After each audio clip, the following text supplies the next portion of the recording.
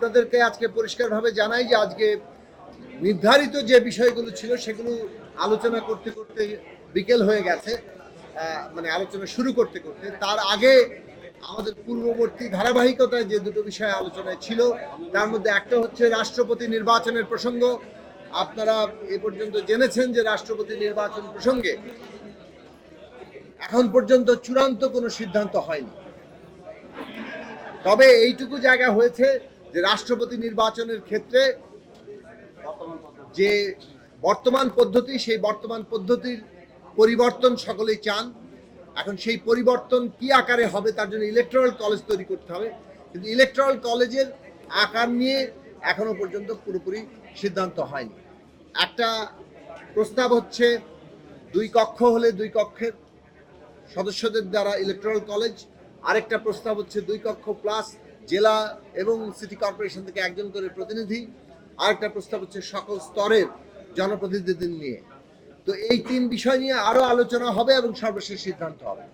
দ্বিতীয় যে প্রসঙ্গ বারবার উঠে এসছে, যেহেতু এর আগে ঠিক হয়নি, সেটা হচ্ছে দ্বিকক্ষ বিশিষ্ট পার্লামেন্টের বিষয়ে সিদ্ধান্ত।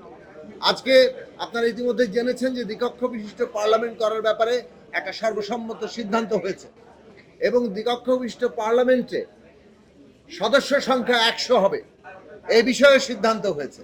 তবে এই দ্বিকক্ষ বিশিষ্ট পার্লামেন্টের গঠন কিভাবে হবে, এখানে একটা বিরাট অংশের প্রস্তাব, আমাদের প্রস্তাব আছে যে সংখ্যানুপাতিক অর্থাৎ মোট প্রাপ্ত ভোটের অনুপাতে এখানে এই দ্বিকক্ষ বিশিষ্ট পার্লামেন্টের 100 সদস্য তারা গঠিত হবেন এবং এই দ্বিকক্ষ বিশিষ্ট পার্লামেন্টের এখতিয়ার কি হবে, সংবিধান সংশোধন সহ বিল পাশ করার ক্ষেত্রে তাদের সেখানে অনুপাত কি হবে এবং তার সাথে নিম্নকক্ষের ক্ষমতার ভারসাম্য কি হবে, এইসব প্রশ্নগুলো এখন পর্যন্ত কোনো মীমাংসা হয়নি। ফলে আজকের সিদ্ধান্ত হচ্ছে রাষ্ট্রপতি নির্বাচনের ক্ষেত্রে একটা অগ্রগতি, যে এটার জন্য একটা ইলেকট্রাল কলেজ করা হবে, পুরনো পদ্ধতির একটু বদল করা হবে, অন্যদিকে দ্বিকক্ষ বিশিষ্ট পার্লামেন্ট গঠন করা হবে এবং 100 সদস্যের হবে। এর বাইরে আরো যে প্রসঙ্গগুলো আলোচিত সেগুলো অমীমাংসিত আছে। প্রধানমন্ত্রীর মেয়াদ নিয়েও আসলে এখানে যে প্রস্তাব রাখা হয়েছিল ঐকমত্য কমিশনের পক্ষ থেকে যে একজন ব্যক্তি সর্বোচ্চ জীবনে 2 বার প্রধানমন্ত্রীর শপথ গ্রহণ কিংবা প্রধানমন্ত্রী হতে পারবেন, সেই বিষয়ে আমরা আমাদের সমর্থন দিয়েছি। কিন্তু এ বিষয়ে অন্যান্য মতামত আছে, বিশেষভাবে দুটো গুরুত্বপূর্ণ মতামত আছে।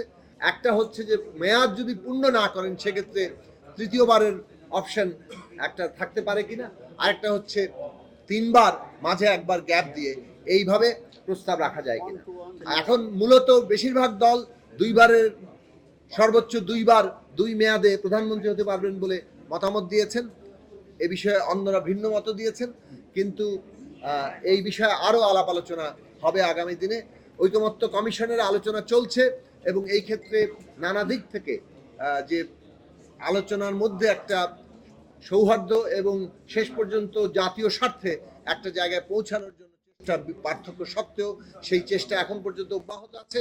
আমরা আশা করি এর মধ্য দিয়ে বাংলাদেশের ভবিষ্যতের জন্য একটা গণতান্ত্রিক রাষ্ট্র ব্যবস্থার কাঠামো আমরা তৈরি করতে পারবো। আপনাদের সবাইকে ধন্যবাদ।